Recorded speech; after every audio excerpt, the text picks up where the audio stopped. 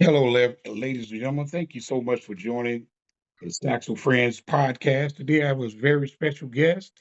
He's a saxophonist, an international recording artist, and he's also a doctor. He's a dentist, and he's also a food critic, among other things. So, ladies and gentlemen, I'd like to introduce to you Mr. Philip Doc Martin. How you doing, Doc? Woo! I'm here, man. I'm out here. Hey, man, it's really thank you for your time, man. I really appreciate you, man. I've been following you for quite some time, and I was hoping I get a chance to talk with you, though. So I really appreciate your time, man. Man, I appreciate you for having me on your show. How long you been doing this show? You know what? You're my fourth guest. I started with John Clemmer.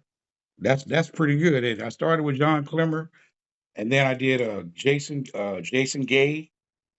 Okay, Yeah, Jason yeah, Gay. your boy from Hawaii, right? And I just did Jody Jazz last week. So Oh, really? you're my fourth big timer, man. You know, I'm your fourth big guy. timer, All big right. timer. All right. I love it. Yeah, I Doc. love it.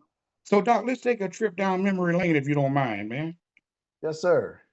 When did you get started playing the saxophone, man? So I started at the ripe age of 9, man. 9 years old. Wow. I'm like 46 now, so that's a long time ago. Did you start with saxophone or another instrument? I started with the piano and I ended up, band was like in 6th grade. Right. And, it wasn't piano. So I was like, oh, I have no idea what I want to play, but I was at my uncle's house. And that's when like compact disc kind of just came out. And I was sitting on like the living room floor and I heard like this sound. And I'm just like, I don't know what that is, but that is what I want to do. And it ended up being Kenny G's Songbird that I liked. So I was like, wow. So I immediately chose saxophone. Okay. And I'm just one of those guys that stuck with it, man. Elementary, middle school, high school, got in the all-state jazz band in high school. And then I got a music scholarship to go to undergrad. I'm just one of those guys that just stuck with it. Okay. What brand was your first saxophone? What model was it? What make? Yamaha student. 23 Man, YAS. don't get me lying, but you know the student joint that everyone Yeah. get. The 23 YAS 23. Then there's a 52 and a 62. Yeah. So that's it. 23. Yeah. Yeah, man. The Yamaha student joint, and then I went over to it was a Jupiter. Okay. My family barber played sax, and he sold us his Jupiter. And then I played Alpine around in high school. I don't even know if you even heard of Alpine. Nah, I haven't seen I never I heard of haven't that seen one. Alpine since that Alpine. I don't know if that was a one-time thing or what. Right. Right. And then after that, I had this crazy opportunity, man. My mom saw that I was pretty serious about the saxophone. She's like, all right, son, you can get whatever sax you want. And I'm like, okay. So I go to this music store and the guy puts in front of me, I'll never forget it, a Mark 6. I didn't even know what the hell that was. A vintage Mark 6. And then right next to it was a brand new Selmer USA model pro horn. And he was like, all right, they're both the same price. You could get a Mark 6 or you could get, yeah, it was the same price. Wow. I'm sitting there like, okay, well, I played both. And I'm like, I think I need to get the new horn because I want to like break it in and have it be like my personality or something. And I had no idea what the Mark 6 was even at that point. And the guy's looking at me like I'm crazy. I just never forgot his face. He's just like looking at me like, dude, you the stupidest dude I ever seen in my life. Uh, Well, yeah, I still have that horn to this day, man. That's my exclusive recording horn. I don't even bring it out on the road because it'll melt in my hand. All right. Yeah, it'll melt in my hand. Now, It's if you'd been have over. bought the Mark 6, Was that? if you would have bought the Mark 6 right now, that thing would have been, you could have bought 2 cars with that thing by now, couldn't you? Oh, if I would have bought that Mark 6, we probably wouldn't even be talking right now, man. I probably would have went in a whole different direction, man. Because I don't even know, man. Like it's it's been a crazy ride, but yeah, that was one of those ways that, like, if I would have chose one of those horn Right, either right. or, it could have been a whole different thing. Now that you know, if you had that opportunity, I mean, forget the price of the Mark 6 is ridiculous though. But Yeah. what are your thoughts of vintage as opposed to modern though? What's your thoughts on that? Well, these days I look at saxophones as, does it make my job easier? It doesn't matter what I play, it's gonna sound like me. But what's gonna make it easier to sound like me? Right. And that's the way I look at it. And if it's not mechanically sound, because I played some Mark Sixes, man, and those things, I mean, they're so delicate, Yeah. and, they don't play in tune. Yeah, I don't know, man. There's so many shortfalls. I mean, you could get a sweet one, but I've yet to play like one that I was like, oh man, this is it. I'll drop whatever I got for this. Yeah. I don't know. Right now, I'm endorsed by this company called Eastman. I Yes. play their 52nd Street Alto. That's nice. Yeah, I love it, man. It's the closest thing to my main Selmer that I've ever played. So I'm actually real. I went to Nam. I played all the saxophones, and that was literally the closest thing to what I had. So You tried the cannonballs too? Did you like the cannonballs? you know what, man? Maybe they got better over the years, but the year that I went, Uh-huh. It wasn't it. they must have, whoever played it before me must have busted that joint because it like was sounding crazy, man. I wasn't I tried it was when Gerald Albright's Right, right. thing came out. It Yeah. had like the silver and the black. Yes, yes, yes. Yeah. Yeah. Yeah, I played Oh, cannonball. I have the Black Ruby. the Black Black Ruby Alto. Ruby. Yeah, the one Paul Taylor plays that yeah. It's that You know beautiful. who else plays one that I really love his sax? Vandell Andrews. That's the bad boy. Yeah, like Yeah, he yeah. plays a cannonball, right? No, no, actually, I think he plays. No, he didn't play a cannonball. I think he plays. I'm not sure. P. No, it's a Marriott. cannonball. Oh, is it? No, it's a cannonball he Oh, okay. plays.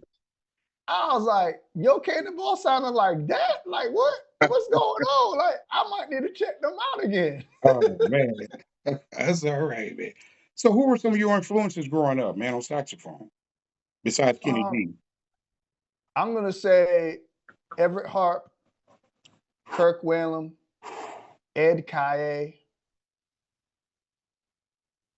a little bit of Gerald, Yeah. but those are the main ones. Dave Cars is a big one.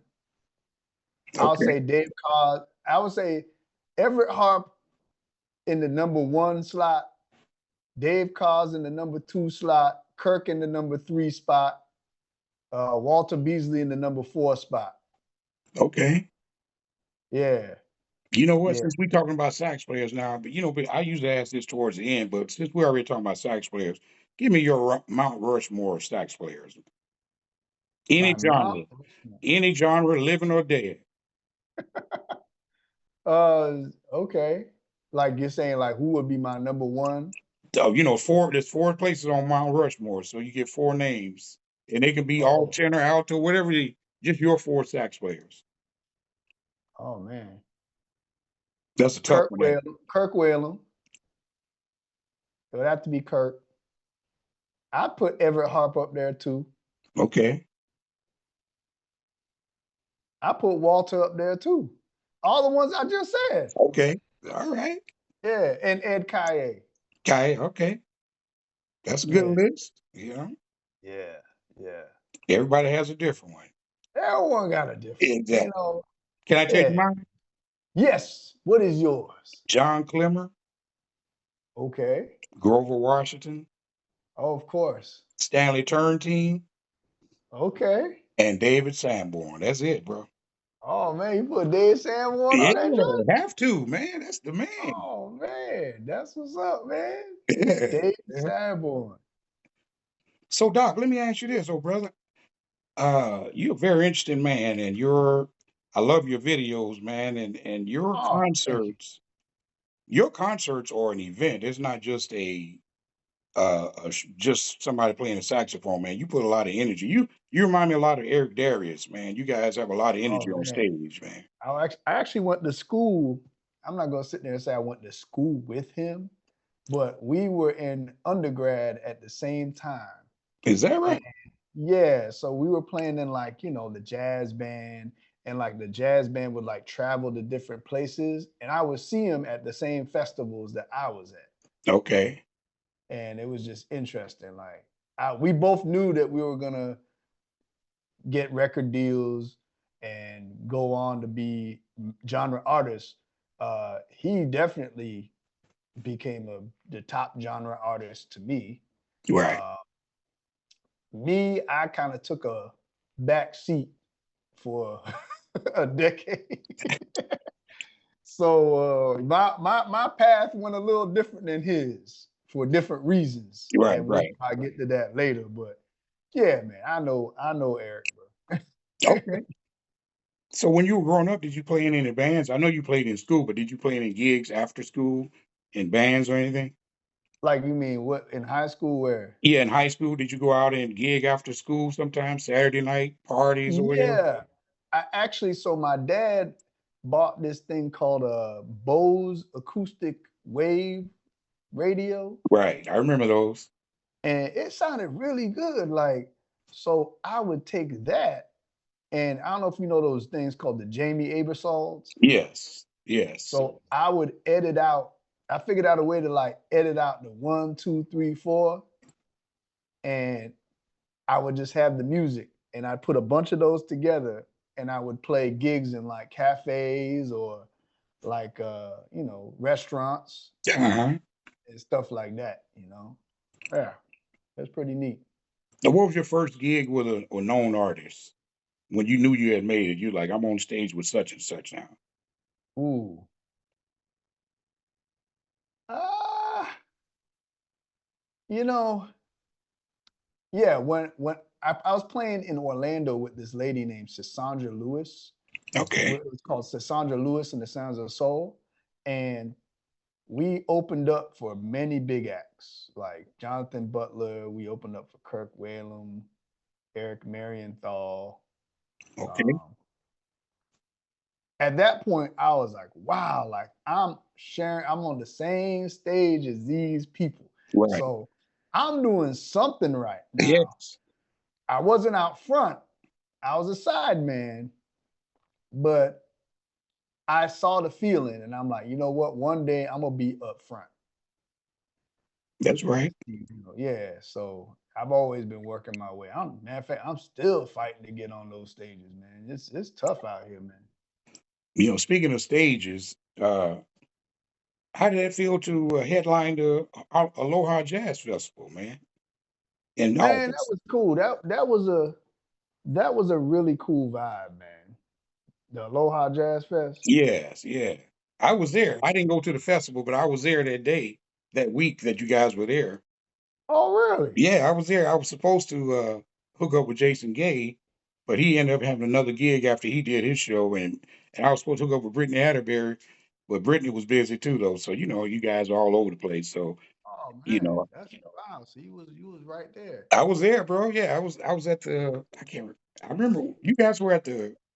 I forgot what hotel you guys were at, but I was right down. I was still right down in Waikiki, so I was right down there with you guys. So. Okay. Okay.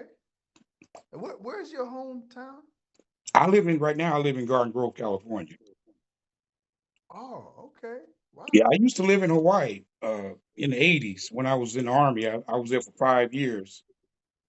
Oh man. Yeah, And you made it out. You made it out. I made it out, brother. Thank God. You made it out. I noticed that your video is like landscape. Do you want mine to be landscape too? I'm like vertical. I So, don't know. Well, you know what? I don't know how to do the. well, I mean, like if I turn mine like this, Oh yeah, you can do that too. That's fine. I mean, but which one's better for you, man? Hey, but you know what? You fine either way, bro. You good right there, man. That's good, man. Yeah.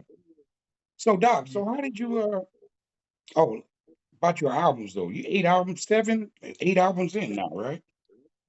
I'm on like 11, man. Are you? Oh yeah, the Chris with the Christmas. Yeah, with the Christmas and stuff, I'm like Okay. 11. Your latest song that her most is really nice, man. I'm really feeling that one, bro. You like that one? Yeah, I do, man. As a matter of fact, we're gonna Oh, take a listen to that, okay? Let's take okay. a listen.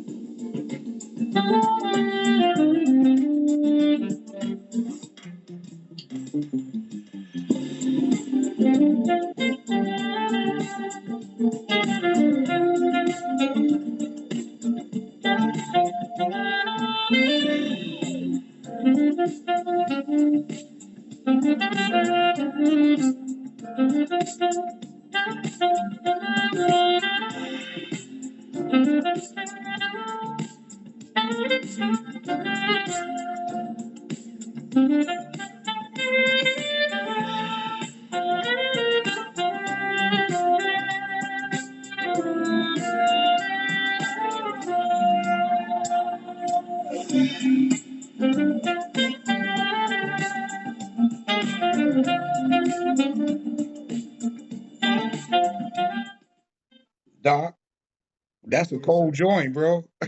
Oh man, thank you, bro. That's one of those ones, man. So how did you write that? How did you go about getting that done, man? What was the motivation behind that song? So I'm with this label called Next Paradigm, and the label head is named Jacob Webb. You ever heard of Jacob Webb? No, I haven't.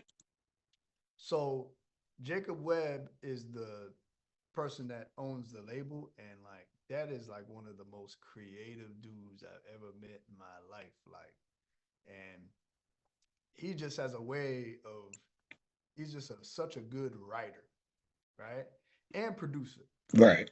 So, he's like, all right, Doc, it's time to come up with a new single. And, he produced and wrote this track, and then we collabed together. I put my sax on it, and man, we make a good team. I'll just say we make a very good team. Yeah, yes, yes. I agree, man. It sounds, wherever we get together, it just sounds beautiful. So, Doc, let me ask you this about saxophones. Do you only play alto or do you play everything That's else? That's it, man. All I play is alto, man. And what's crazy about that is like I've had so many opportunities in my lifetime to play other horns, and I just refuse to. Cause it's just like there's so many saxophone players that play like all of them, Yes. but they're good at all of them, but they're not like exceptional at any of them. Like I want to be the alto sax player. When you think of alto sax, you're like, who got the best alto sound joint out there? I want at least me to be in one of the names you say. All right. That's All right. my goal. I got you.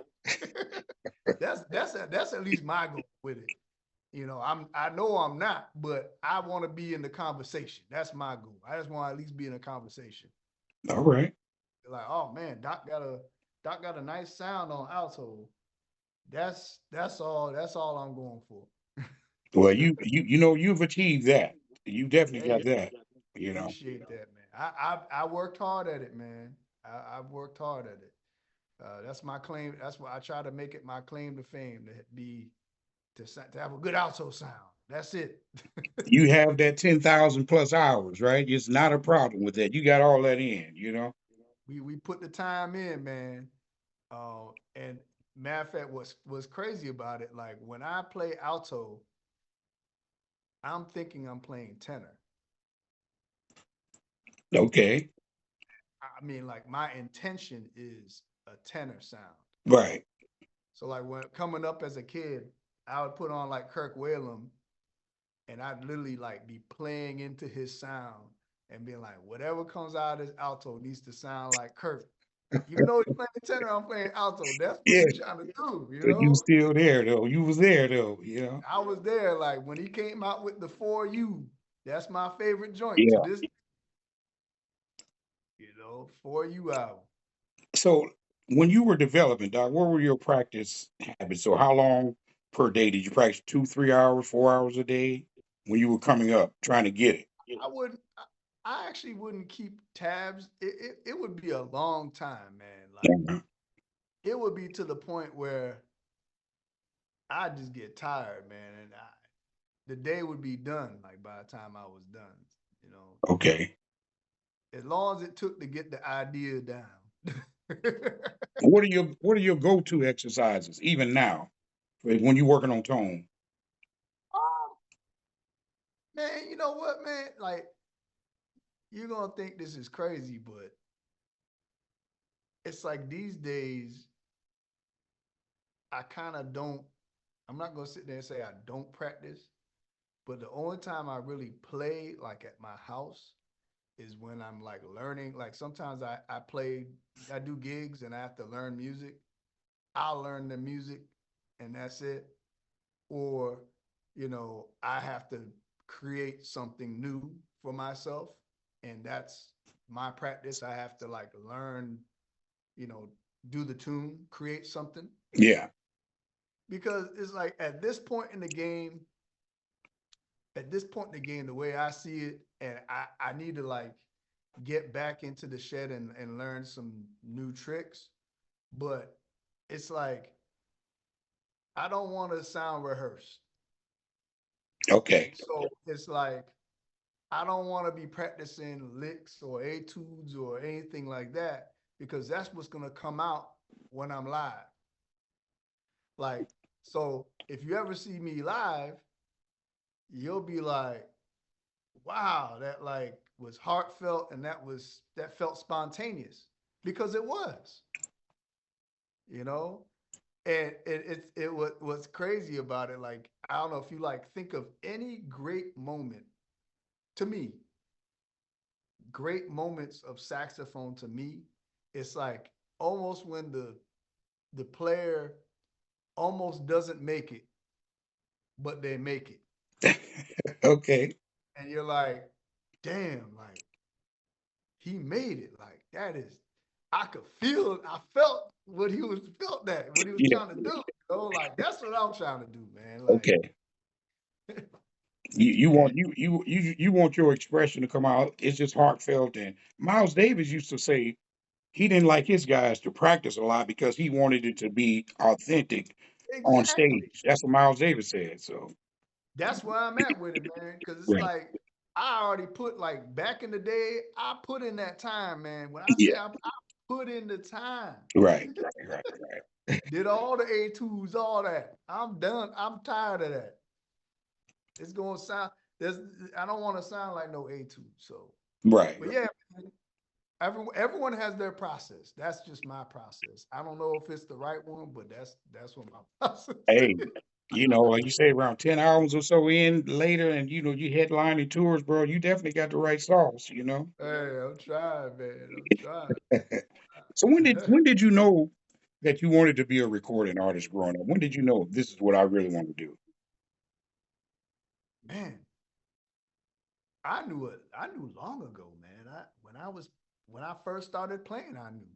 Like the first month I played, like it was crazy. Like I was able to play that songbird thing I heard on the couch.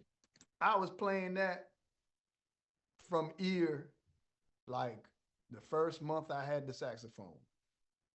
Wow. It was crazy, man. Did it come to you easy once you started playing it? It just kind of came to you? Yeah, I'm not gonna sit there, it was easy, but it came natural. It was Okay. like a natural thing. Like I had a really good ear. Like I could just pull something out the air and try to translate it to saxophone pretty good, Wow. you That's know? that is very impressive, man. Ear training, especially early on.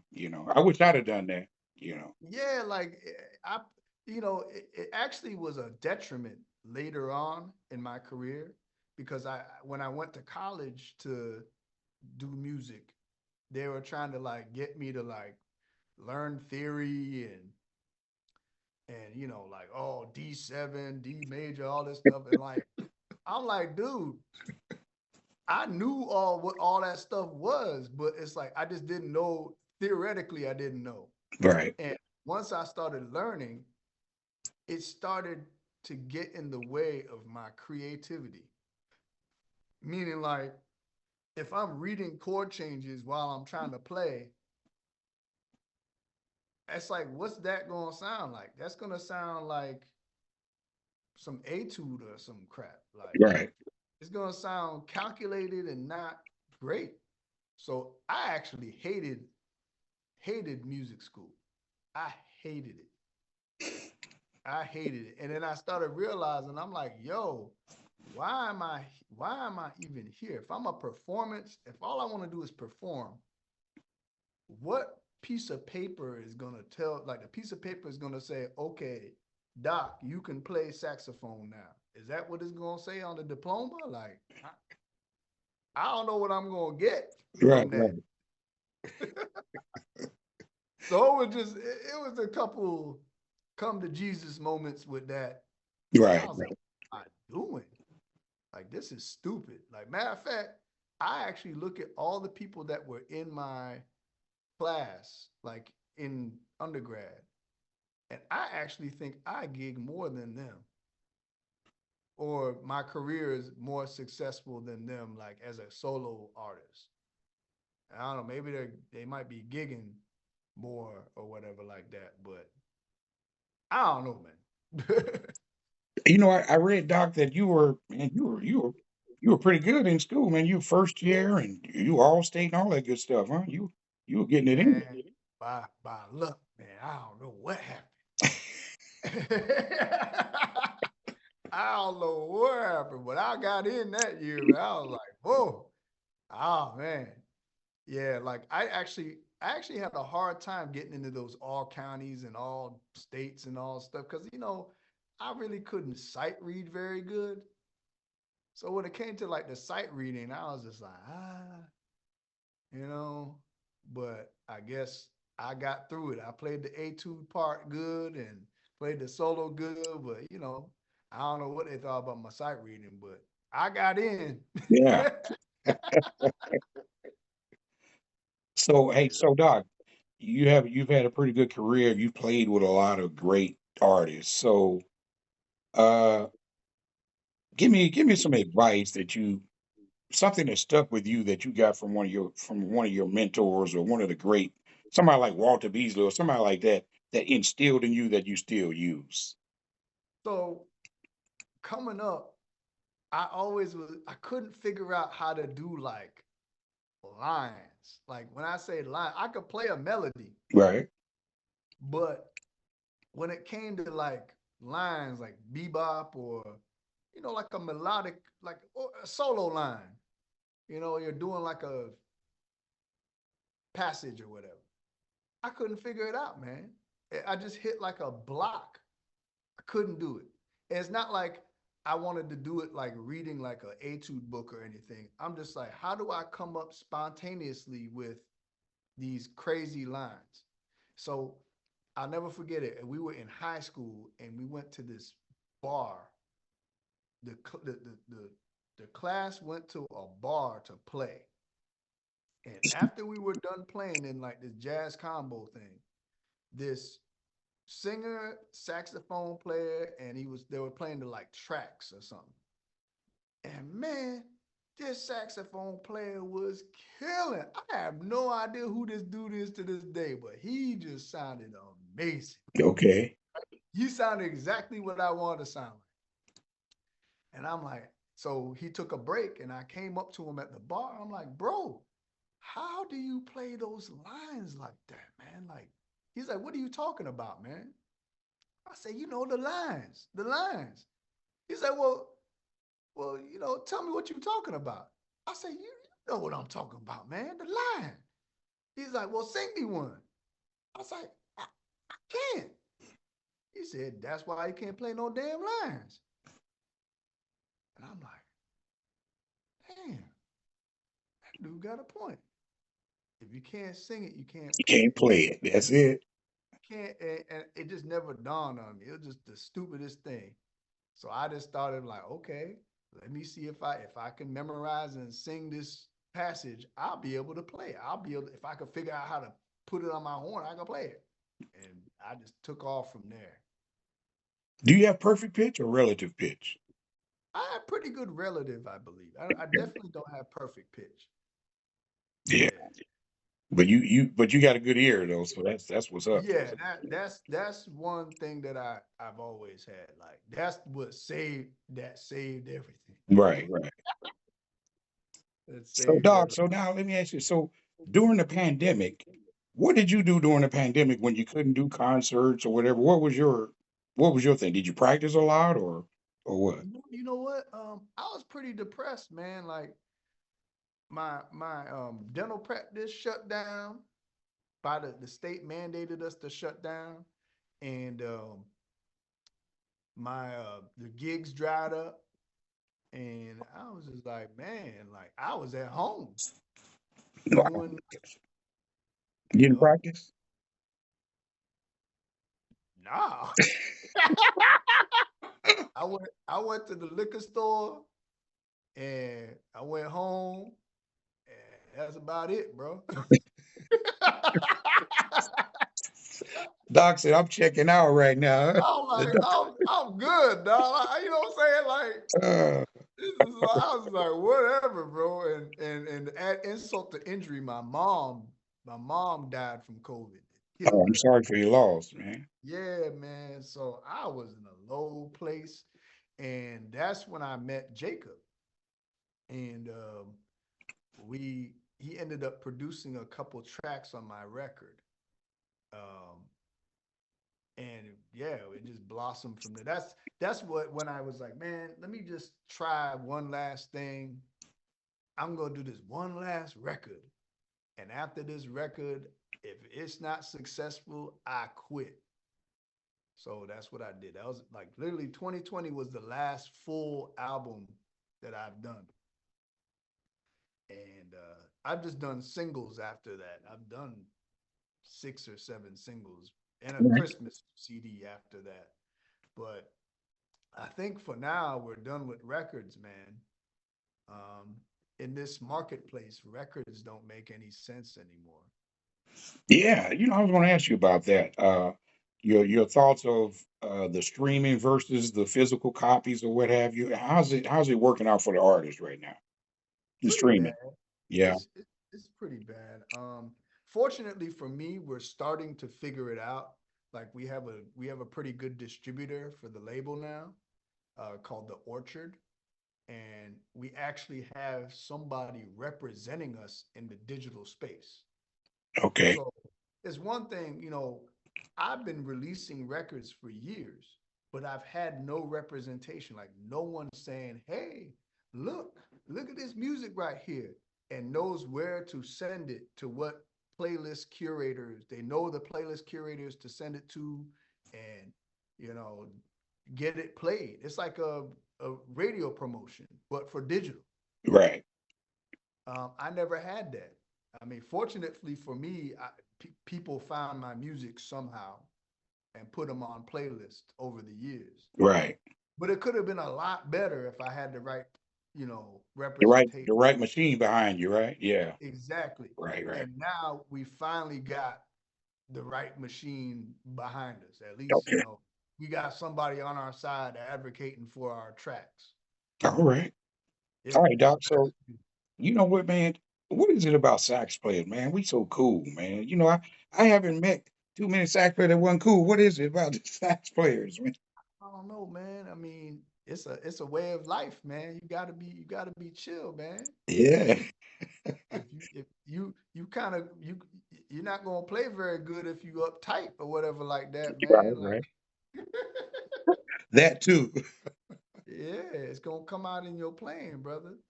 So you have some stuff out or whatever that I could check No, out? Doc, I'm just a big fan, man. You know what? I just love to say I play, but I just do some YouTube and Facebook. I'm an amateur, but I just enjoy it, man. I put it out. It's not professional, but it sounds okay to me, so I put it out, and I don't care. You know what Hey I man, mean? that's good. That's Yeah, real good. yeah. So I love the saxophone. That's why I'm doing this show, man. I like talking to people like you. I can't do what you do, but I know what it is that you're doing. But I can't That's do. awesome. You know what I I mean? love it. Hey, look, man, I love it, man. And you doing you starting something, man. Like this is great. I mean, I'm blessed to be here. I I appreciate love you, Doc. yeah, I love it, man. So, You Doc, know. how did you end up getting? How do we go from music to medicine, man? Talk to me about that, man. Oh man, what a crazy trip, man. So where do I start? So I'll say this. So my dad is a dentist, Okay. and he always said to me, he said, son, when you get old, you're gonna get ugly. And ain't no one gonna want to watch your ugly behind on stage. The music's cute and all, but ain't no one trying to do all that when you get old. Uh, But son, when I get old, I'm gonna get ugly, but at least my wallet's gonna be fat. And okay. I'm like, okay, Dad, like that's cool. But I got it. Don't worry, I'm good. So I was playing with, Cassandra and all that, doing that stuff full time. I graduated. I was just a full-time musician, messing around. And all of a sudden, Cassandra was like, got this gig with Cirque du Soleil. I don't know if you know what that is. Yes, yes. But she was just like, see you. And the band had to be disbanded. And I didn't get any phone calls, no gigs, man. I ain't had no money, man. And it was just a bad time, man. I was gonna get evicted from my apartment, living with my girlfriend, all that stupid stuff, man. So I called up my dad and was like, "Hey, Dad, that dental thing? Like, how do I do that?" He's like, "Man, you gotta do this, take this test, do this, all this stuff." So I did it, and I applied to dental school, and I got in. Right. All right. Yeah. Well, it wasn't that straightforward as me just applying and getting in. There's actually a whole story. I don't know if you got time to do that, Go but ahead, Doc. You got time? Go ahead. so I applied, right? And I didn't get in anywhere, right? Because, I wasn't really taking it that seriously, right? So my dad knew somebody at Howard. His best friend's sister worked at the admissions department at Howard. And she pulled some strings and got me an interview, right? Just an interview. I didn't get accepted yet or whatever. Right. So I go out there. This is why I say this stuff is already written, man. So I go up there, and this real pretty girl. This girl fine, man. Like the finest girl you ever seen in your life, man. All right. Said, "Hey, I'm gonna walk you up to your interview." She comes and gets me. So we walk into the elevator together, and she's like, "Hey, how you doing?" Blah blah. I'm like, "Hey, what's going on?" She's like, "Oh, what do you like to do?" I said, "I don't know. Like, I don't know what I like to do. I like to, you know, have fun or whatever." And she's like, "You like to party?" I said, "Yeah, I like parties." She's like, "You like to drink liquor?" I said, "Sure. I'll drink some alcohol, whatever like that." She said, "Yeah, maybe we'll hang out or whatever like that after the thing. There might be a party after this or something." I'm like, "Okay, I'll go to that."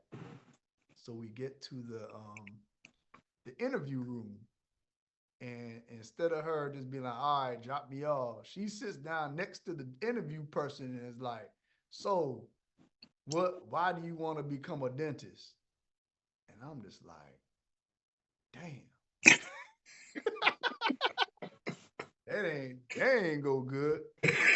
So they asking me all these questions in the interview, like, so what happened in biochem class? What happened in physics one and all this stuff like that? Why you get a C in this? Why you get a D in that?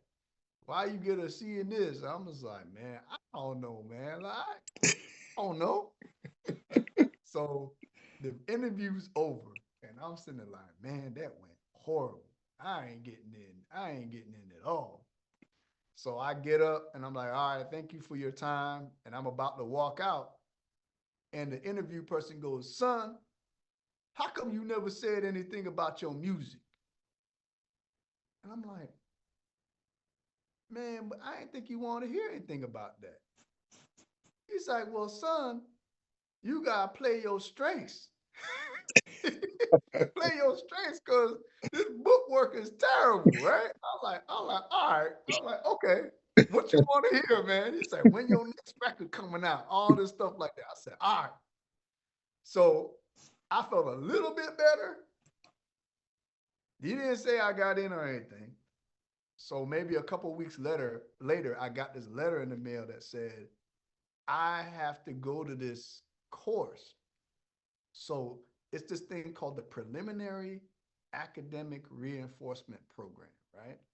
So if I have to go to this program for the summer for 2 months. And if I pass this class, it's a course. If I get, I think, a 80 or better, I can get into dental school. If I don't get an 80, I don't get into dental school. So I flew up to Howard. I'm in this class. This thing was so crazy. If you didn't study from the second you got home to when you go to bed, you're going to fall behind. It Wow. was all medical students in there. It was all like they were in the same boat as me. Like if they didn't get an 80 on this joint, they weren't going to med school. So we did this joint for 2 months. And man, in the beginning, I was flunking. And the dude brought me in the office. He's like, boy, we about to put you back on this Greyhound bus and we gonna send your ass home. Like, I was just like, man, look. I said, what do I have to do? Like, how do I figure this thing's Yeah, hard? right. Man, so after that, I said, man, I can't let my, I said, you know what? I can't let myself down. A lot of people are counting on me not to mess this up. I've been, too many strings have been pulled at this point. Nothing else is going to help me but me. So I buckled down, I studied my ass off, and I ended up with one of the highest scores in the class. And Amazing, man. I got an A. I finished with an A. I can actually say that. And I got into dental school. Good for you, man. Yeah, and what was crazy about it, that class was so crazy that everything that they taught in dental school, I already saw in that course. So I barely had to study in dental school, like bookwork, barely, Right. you know? And I was able to do gigs and stuff while I was in dental school because of that. Like I was able And your to, dad could help you too, right? Your dad, since he's a dentist, right? Oh, he can't help me. Not with no biochem 3 or whatever the hell they was trying to do. You could probably help me with the tooth part, but if you can't pass that, you done, like yeah. people don't realize it's not all teeth in dental school. It's all like all this coursework, anatomy and physiology, physics. It's crazy, man. So how long have you been a dentist now? I've been a dentist for 18 years now. Okay. Yeah, yeah, it's been quite the journey. And you have your own practice, right? Yep, I've had my practice for the last 8 years. Would you like to let people know where your practice is at and everything? Would you like to share that information? Nah, man, don't come out there, bro. Don't come looking for me. You, Nah, bro, I don't need y'all coming for me, man. Nah, I'm in Bowie, Maryland. okay. It's called Quality Dental of Bowie. Quality Dental of Bowie. You did some videos. You did a video there, didn't you? Yeah, I try to do. I need to do some more, That was but cool, man. That was very clever, man. I like that, man. I gotta do some more. Like, matter of fact, so that's the thing about this thing, man. Little do people know, like, to be a musician, you gotta be a video editor, a social media expert, like you gotta be all these hat PR person, you gotta be a promoter, promote your show. Like, it's crazy, man. Okay, doc. Now that's just one side. Now you take that and you got your dental practice. So how do you manage both of those? How you do your career and do the dental thing? So what has I didn't even do this on purpose. I did it out of necessity, but I've always kept my staff very small. So, like, a lot of people, like, you go to the dental office, you got two front desks, you got two hygienists, you got four assistants. That's a lot of people, man. Right. So if you step away from the dental practice, whether you're sick or you trying to go on vacation or something, you got to pay all them people. You can't just be like, "Oh, I ain't gonna be here. I ain't gonna pay y'all." Right, right. You ain't gonna have no staff, right? Yeah. That that would make it very expensive, if not impossible, to do gigs. So what I've done, I have two staff, right? They do front and back. So they do reception, everything. And then they can go in the back and do everything. Assist me, sterilization, everything. That's got two staff. So if I go on a gig or whatever, I just got to worry about two people. Okay. And if I do it strategically enough, I can make it make sense. So usually with the gigs, it all balances out. I've realized whether it's dentistry or music, it's binary. Like, I'm gonna make the same amount of money. So they're like, "Oh, you this rich dentist, you this and that." It's all binary. Like, if I did just music, I would probably make the same money as I did with dentistry. It's the weirdest thing, man. That's the way I see it. All right. But you love your job. You love both your jobs, so it's apparent. You love them. Yeah, dentistry was a love-hate relationship. I ain't gonna lie. Since I finally own my own practice, I've loved it a lot more. I've actually fallen in love with it, and not for the reasons that everyone thinks that you would fall in love with it. It's just, I just like the fact that I control everything. It's the one place in the world where I can go and I control everything. If this pen is on the desk a certain way, it's because I put that joint there. If I don't want no one to touch this pen, they ain't gonna touch it. When I come home, it don't work like that when I come home. You have a daughter. You have a daughter too, don't I got two daughters and a son. you? Okay. Yeah. But yeah, when I come home, it ain't that. So, but at the dental office, I like that. Okay. You know. Do you Yeah. specialize in your Um, dentistry? you know, I do a lot of. I have like my niche. Okay. You know, like I do stuff that a lot of dentists don't do. Like, a lot of dentists don't do implants. I do implants. A All lot of right. dentists don't do full mouth rehab, crown and bridge. Like, I can fix if your mouth is totally destroyed, I can put a crown on every tooth, open up your bite again, make you look good again. A lot of people don't know how to do that, All right. but I do. So, I don't know. Everyone got their niche, man. That's it.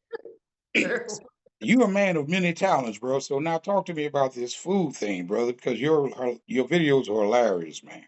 Oh man, I'm a big foodie, man. I love cuisine. Matter of fact, if I wasn't a dentist or a musician, I would have either been a chef, a pilot, or a massage therapist, but I would have done chef. I think pilot or chef would have been next on the list. Oh yeah. Yeah, yeah, but chef, I love food, man, and I love, At one point I was cooking a lot. I haven't been really cooking lately. Like during COVID, it was like I had my own restaurant, man. You was hooking it up, huh? That was the project, man. I go to the grocery store, get some steaks. I be grilling. Man, it was crazy. Air frying and all that good stuff, right? Oh Yeah. man, like I got my little EBT card they gave everybody. Mm. I had that. They put $600 on that joint weekly. I go to the grocery store, buy some groceries. It was crazy, man. So Doc, how do you so tell me some about touring though. How do you like touring? Give me some pros and cons about touring. Touring's cool, man. I don't like to travel these days a lot. Like especially if I have to go somewhere far and I don't get to spend a lot of time there when I'm there, it's just kind of disappointing and tiring. And as I get older, I feel that more. I feel it Okay. more. Like take for instance, I went to Hawaii. I was there for 4 nights and I had to fly back and go to work the next day. Mm. And the only thing that saved me is that I upgraded my ticket to first class on the way back because that jet lag is no joke, man. Yeah. I think it's like a 6 hour before or whatever it was. But the cool thing about flying back first class was I got on the plane at 5 o'clock. They fed me dinner right away. And then they gave me a pillow, said, go good night. And I laid the thing down and I fell asleep because the itis kicks in. You fall asleep. Yeah. Oh, and they gave me a glass of wine, fall asleep. When I woke up, the captain was like, put on your seatbelt. We landed. I was like, yo, that was worth it. Oh, that was it, huh? That was worth So Doc, let me ask you about, like weather with horns, cold, hot, pushing in, pulling out. How does okay, your horn is sitting on the stage and you did your sound check and it's been out there for a few hours. When you pick it up, is it just in tune where you left it, or do you have to, because mine always flat when I first pick it up, man, and I'm wondering, is it just me or it. do they? Well, I would just be honest with you, man. I I never leave my sack set up ever.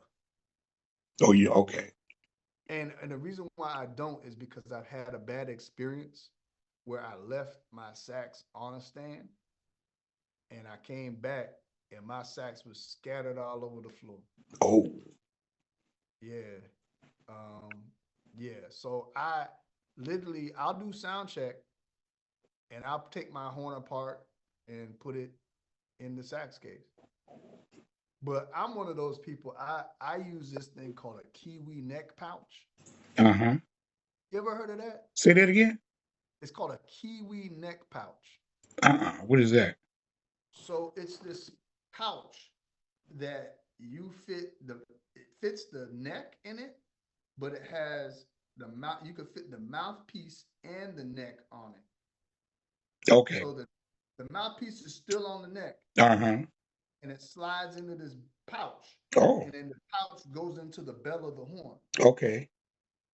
So with that, I could have the reed and everything on there ready to go. So all I have to do is take my sax out, pull the neck out the pouch, put it on, I'm ready to go.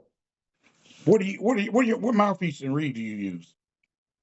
Oh, I use a Beechler Metal 7 Okay. and I use Lavaz medium hard reeds. I used to use Levi's. They still pretty good, aren't they? Huh? You know, it's not as consistent as they used to be.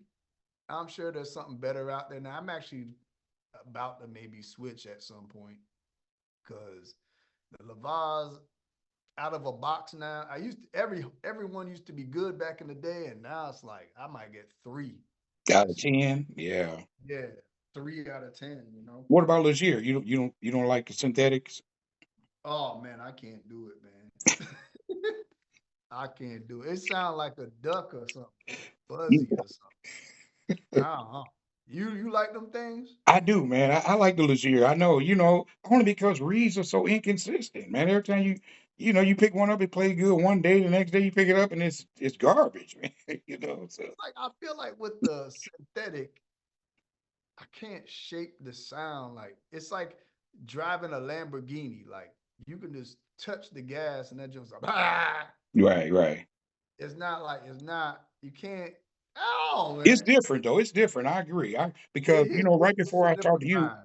I was doing some long tones on with my Boston sax, two and a half reed. And I Yeah, normally use a Legier too, but I was blowing that thing. I was like, man, this sounds much better than that Legier, man. But it's a good read. you know. yeah. It's just like I can't get with it, man. Some people can. It's just not part of what I'm trying to Right, do. right, Ain't no way. right. Ain't no way. Well, Doc, Ain't, we're almost out of time here, but I tell you what, man, this has been a wonderful conversation, brother. I really appreciate, man. You got a very interesting story, man. You know. hey man, appreciate you having me on the show. Now, you want to share any concerts coming up? Anything you want to promote? Anything you want people to Yeah, know? I Socials? got a real cool show coming up in Philly, November 6th and November 7th. I'm going to be with Walter Beasley. Me and him have been doing shows together lately. Right. And we're going to do this show at South in Philly, South Jazz Kitchen in Philly. And it's going to be really cool. Yeah, Ronnie Law's gonna be there too. Was Ronnie Law's gonna Not be on that one. there? Not on that one? Ronnie's going to be at the one in November at Keystone Man, that dude on is the 15th. he a bad boy, ain't he, man? Ronnie Laws. Man, that's the legend, man. I That's the know. OG. That's the Walter's the legend too, man. That's Yeah, the yeah, OG. yeah, yeah, yeah. It's just like he's the OG. He's like one of the originators, man. Exactly. So your Yeah. social media or anything, Doc? How can people get in touch with you? So you can type into anything. Philip with two L's, DOC Martin. So Philip with two L's, Doc Martin. All And you right. can type that into anything. And it doesn't matter. Facebook, YouTube, Instagram, I will come up. All right, And Doc. I want to thank you so much. But before you get out here, I want to ask you this one last question though. yes, sir. Where do you see yourself in 5 years, music wise? Ooh, I'm hoping I'm on the top of the food chain somewhere. All right. I like that. That sounds good to me. Just be a household name. Cause I was actually playing on stage the other day, and I'm like, man, what the odds of me doing this are so low. Literally, the only reason why I do what I do, because sometimes I'll be like, I don't feel like it. I'm tired. I just pull teeth all day, whatever. The only reason why I do it a lot of times is because I know the odds of me getting this opportunity to do this are so slim that I need to take my ass out there and do it. Cause I got this opportunity, you Yes. know, and I need to be thankful for that opportunity. And I am thankful. And that's why I do it. Amen, brother. Yeah, I can't, the odds are so low. Yeah. Yeah. They play the same people every time on these festivals, man. They do. I know. Yeah, and it's just like, man, could you imagine being like a new face no one's ever seen? And like, Yeah. good luck, man. Yeah. I know. Good luck. All right, Doc. Well, hey, man, I really appreciate your time, brother, and good luck to you, man, and everything you do, man, because you're killing it, brother. I love your style. I love your swag and everything about you, brother. Oh man, I appreciate you, man. Yeah, let's stay in touch. Most How do I definitely. get where is this gonna be on? Is this gonna I'm be going to on put it on YouTube in the morning. It's going to be on Facebook tomorrow also. I'm going to upload both. Send me the link, man. I will. I will send it to you on Facebook. You want me to do that? Yeah. Okay. Or send it to me on, I sent you your email yeah, if I can. send the YouTube and the joint. Send the Okay. YouTube to my email. Will do. Thank you so All much, right. Doc. All right. Thank you. Ladies and gentlemen, Phillip Doc Martin. You guys take care. All right. Thank you for All right. joining me on the Sax of Friends podcast. All right now. Peace. Peace, brother.